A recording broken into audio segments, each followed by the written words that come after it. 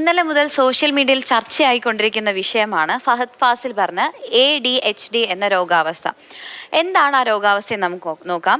Attention deficit hyperactivity disorder, നാഡീവ്യൂഹത്തിന്റെ വികാസവുമായി ബന്ധപ്പെട്ട തകരാറിനെയാണ് ADHD എന്ന് പറയുന്നത്. മസ്തിഷ്ക പരിക്കും അല്ലെങ്കിൽ അതുകൊണ്ടുണ്ടാവുന്ന ആഘാതമോ അല്ലെങ്കിൽ ജനിതക ഘടകങ്ങൾ അല്ലെങ്കിൽ പാരമ്പര്യം, കുടുംബ പാരമ്പര്യം, മാസം തികയാതെയുള്ള ജനനം, ഭാരക്കുറവ്, കുട്ടികളിലെ ഭാരക്കുറവ് എന്നിവയാണ് ADHDക്ക് കാരണമാകുന്നത്. സാധാരണയായി കുട്ടികളിലാണെങ്കിലും അപൂർവമായി മുതിർന്നവരിലും ഈ രോഗാവസ്ഥ കണ്ടുവരുന്നുണ്ട്.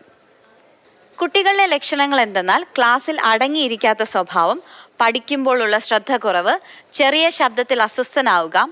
മുതിർന്നവരുടെ ലക്ഷണം നോക്കിയാൽ സമയം ക്രമീകരിക്കാൻ കഴിയാതെ വരിക, അസ്വസ്ഥനാവുക, വേഗം ബോറടിക്കുക, പുതിയ കാര്യങ്ങൾ പഠിക്കാൻ താല്പര്യമില്ലാത്ത അവസ്ഥ, മടി, വിഷാദം, എടുത്തുചാടി തീരുമാനമെടുക്കുക എന്നുള്ളതാണ്.